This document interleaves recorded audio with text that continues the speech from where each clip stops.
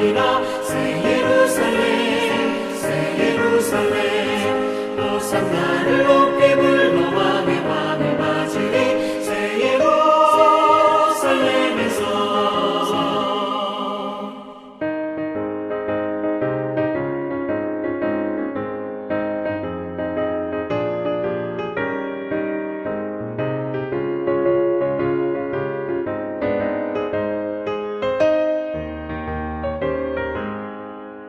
내가 세상 작별하고 모든 눈물 거두는 주의 영광 찬란하게 비칠 때 나를 구속하신 주를 기쁨으로 배우리. 새 예루살렘에서 성도들이 함께 올 때 기뻐 노래하리라. 새 예루살렘 새 예루살렘 호산나를 높이 불러 왕의 왕을 맞으리.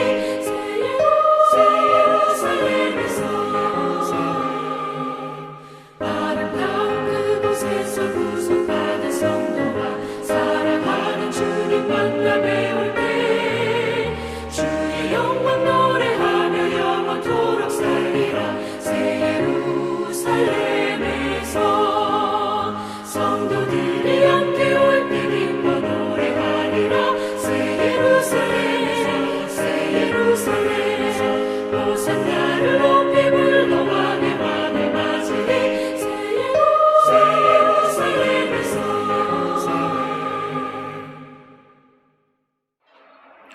9월 26일 토요일 고린도후서 1장 1절로 11절 말씀. 하느님의 뜻으로 말미암아 그리스도 예수의 사도된 바울과 형제 디모데는 고린도에 있는 하나님의 교회와 또 온 아가야에 있는 모든 성도에게 하나님 우리 아버지와 주 예수 그리스도로부터 은혜와 평강이 있기를 원하노라. 찬송하리로다. 그는 우리 주 예수 그리스도의 하나님이시요 자비의 아버지시요 모든 위로의 하나님이시며 우리의 모든 환난 중에서 우리를 위로하사 우리로 하여금 하나님께 받는 위로로서 모든 환난 중에 있는 자들을 능히 위로하게 하시는 이시로다.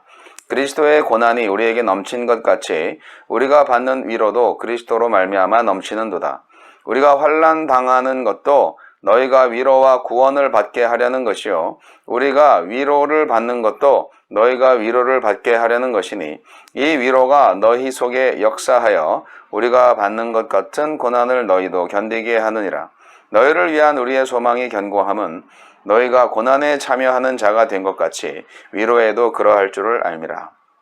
형제들아, 우리가 아시아에서 당한 환난을 너희가 모르기를 원하지 아니하노니 힘에 겹도록 심한 고난을 당하여 살 소망까지 끊어지고 우리는 우리 자신이 사형 선고를 받은 줄 알았으니 이는 우리로 자기를 의지하지 말고 오직 죽은 자를 다시 살리시는 하나님만 의지하게 하심이라. 그가 이같이 큰 사망에서 우리를 건지셨고 또 건지실 것이며 이후에도 건지시기를 그에게 바라노라. 너희도 우리를 위하여 간구함으로 도우라. 이는 우리가 많은 사람의 기도로 얻은 은사로 말미암아 많은 사람이 우리를 위하여 감사하게 하려 함이라. 모든 위로의 하나님. 바울은 서신을 시작하면서 고린도 성도들에게 위로의 하나님을 전합니다. 디도의 사역을 통해 받은 위로와 기쁨으로 하느님을 찬양하고 그 위로로 고난 중에 있는 교회를 격려합니다. 하느님은 어떤 분이십니까? 자비와 위로의 아버지이십니다. 환난을 면하게 하시거나 자녀들의 고난을 외면하시는 분이 아니라 도리어 환난 중에 받은 위로로 환난 중에 있는 자들을 능히 위로하게 하시는 분입니다. 환난이 교회를 넘어뜨릴 수 없고 성도를 그리스도의 사랑에서 끊을 수도 없으며 복음의 역사를 막을 수도 없습니다. 도리어 하나님은 환난을 통해 십자가가 승리의 기름을 확신하게 하고 부활의 능력을 경험하는 기회가 되게 하십니다.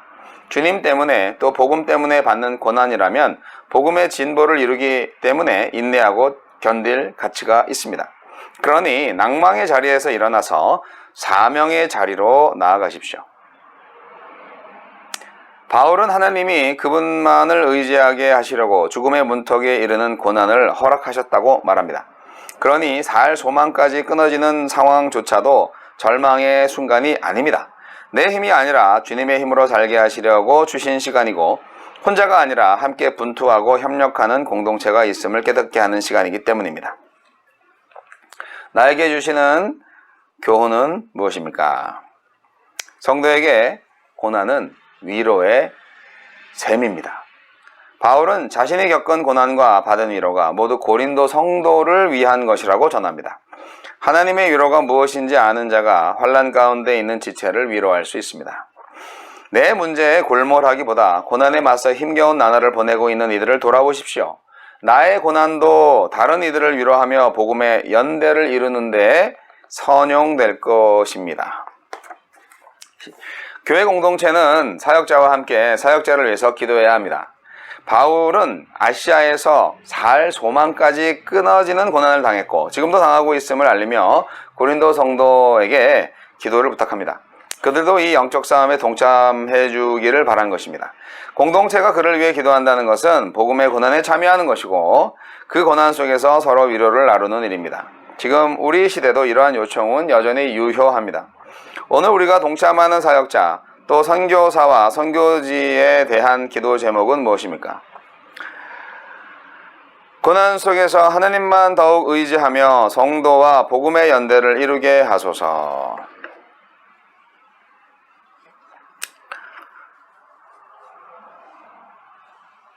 오늘은 고린도 후서가 처음 시작되는 날이네요. 고린도 후서는 굉장히 특별한 성경입니다. 굉장히 복잡하고요. 그리고 바울의 뭔가 모를 간절함이 가득 찬 성경이에요. 고린도 후서, 고린도 교회에 보낸 두 번째 편지. 그런데 사실은 역사적으로 볼 때 또 신학 연구의 어떤 여러 가지 사항들을 볼 때 고린도에 보낸 편지가 여러 개 있었다고 합니다. 그리고 고린도 전서, 그 전서에 고린도 교회가 순종하지 않았다고 합니다. 그래서 눈물의 편지를 바울이 또 썼는데 그 편지는 사라지가 없대요. 그래서 고린도에 가려는 계획도 수정하고 또 갑자기 방문을 하기도 하고 여러 가지 에피소드가 많이 있었다고 합니다. 그리고 나서 이제 이 고린도 후서는 그 내용들이 조금 정리가 되고 나서 디도 편으로 고린도 교회가 이렇게 바뀌었습니다 라고 이제 전달을 받은 후에 다시금 고린도 교회를 위한 염려하고 사랑하고 또 위하는 마음으로 쓴 편지라고 하는데요. 네, 고린도후서 이 성경 말씀이 오늘날에도 굉장히 교회 안에서와 바깥에서 어떤 사역자의 권위 문제, 그리고 정통성 문제, 그리고 하나님의 백성으로서의 정체성 문제를 잘 깨닫게 해주는 그런 지침이 될 수 있는 성경이라고 생각을 합니다. 오늘 말씀은 고린도후서 첫 번째 부분으로 고난에 대한 바울의 입장, 바울의 생각을 엿볼 수 있게 하는 성경인데요. 그리스도인은 그리스도를 위해서, 그리스도로 인해서 고난당하는 존재들이다 하는 것을 우리는 다시 알 필요가 있습니다. 그렇기 때문에 하나님께서 그 아들 메시아를 죽음에서 부활시켜서 그를 위로하신 것을 우리는 기억을 해야 되고요. 그렇기 때문에 고난당하는 사람들, 그리스도를 위해서 고난당하는 사람들을 하나님께서 당연히 위로하실 것이다. 바울은 그렇게 믿고 있는 것이죠. 그래서 우리는 고난 가운데에서도 서로에게 위로를 줄 수 있어야 합니다. 사도들과 그리스도인들은 모두가 제사장으로서 하나님의 사랑을 전하고 세상과 하나님을 연결시키고 화목시키는 새 언약의 일꾼이라는 것을 다시금 깨닫게 해주는 말씀입니다. 세상을 향한 진정한 위로, 그들은 잘 모르지만 그러나 결국 그리스도를 통해서 그들이 하나님과 화목해져야 하는 것이 그들의 가장 좋은 선택인데 그거를 도와주는 이가 바로 우리 그리스도인들이란 얘기죠. 하지만 그 일을 하면서 고난을 받는 거죠, 우리가. 사도가 깊은 또 갖은 고난을 당하면서 사역하는 게 왜 그렇게 해야 되냐? 그렇게 고난을 받으면서 왜 그렇게 일하냐? 왜 이렇게 고생하냐? 그 이유는 하느님의 진정한 위로를 성도들에게 전해주기 위해서이고 나눠주기 위해서이다. 또한 사도가 먼저 고난을 당했으니까 고난당한 성도들을 위로할 수 있다 하는 그러한 뜻도 됩니다. 고난당한 성도들을 위로할 수 있다는 것은 그만큼 공감할 수 있다는 거잖아요. 많은 목회자들이 성도들과 공감을 할 수 있어야 됩니다. 삶의 현장을 잘 알고 그것을 느낄 수 있어야 합니다. 그래야 강단에서 말씀 선포하는 그것이 성도들한테 공감이 돼서 서로가 한 공동체로 하나가 될 수 있는 것이죠. 그런데 고난 당하지 않은 사람이 고난 당하는 성도들을 위로할 수 있겠는가? 조금 어렵죠. 다 경험할 수는 없죠. 물론 간접적인 경험으로도 필요한데요. 여하튼 바울은 직접 고난을 당하면서 고난을 당한 성도들에게 강력한 희망의 메시지를 전달해주고 있습니다. 고난에 담긴 하느님의 선한 의도를 깨닫기를 바라고 있는 것이죠. 사도는 고린도 성도들도 자기처럼 하나님의 위로를 경험할 것을 기대하고 있습니다. 우리의 고난에 하나님이 주신 위로가 아니면 어디서 참 위로를 얻을 수 있겠습니까? 우리가 고난받을 때 오직 위로를 주시는 분은 하나님밖에 없다 하는 것을 우리는 알아야 합니다. 바울 사도는 옛날에만 고난받은 게 아니고요. 이 편지를 쓰고 있는 지금도 고난을 받고 있어요. 현재형이란 얘기죠. 그래서 기도를 요청합니다. 네, 바울 사도 역시 사람이에요. 우리 성도님들의 기도를 바라고 있습니다. 저 역시도 마찬가지입니다. 목회자로서 사실 어려운 일이 왜 없겠습니까? 그러나 하나님이 지켜주시고 인도하실 때 성도님들의 기도 역시 잘 들어주시리라 기대하는 것이죠. 이 고린도 후서는요, 고난의 역설을 말하고 있어요. 고난이라는 것은 버림받은 증거가 아니라 선택받은 증거다 하는 거예요. 고난을 안 받는 게 오히려 이상할 수 있어요. 역설이죠? 맞아요. 그리스도인이 당하는 고난을 어떻게 해석해야 되는가? 흔히 세상은 말하죠. 너 예수 믿으면서 왜 이렇게 못 살아? 그렇게 얘기할 수 있어요. 그런데 그 고난의 이유가 중요한 것이죠. 역설, 패러독스, 말이 안 되는 말이죠. 그게 모순이나 사실이죠. 모순인데 사실이라고? 예, 이것은 진리를 전하기 위한 굉장히 강력한 표현 기법입니다. 고난 중의 위로, 가난 속의 부요, 약함이 자랑이고 거절된 응답이 은혜다. 이런 말 들어본 적 있으세요? 이게 신앙의 역설입니다. 우리 그리스도인들은 고난 중의 위로, 가난 속의 부요, 약함의 자랑, 거절된 응답이 은혜다 하는 것을 몸소 체험할 수 있기를 바랍니다. 우리는 고난을 받을 수밖에 없는 존재예요. 이걸 인정해야 돼요. 소명에는요, 고난이 따라요. 쉬운 일이 어디 있어요? 사명자라고 해서 환난이 비껴가는 거 아니에요.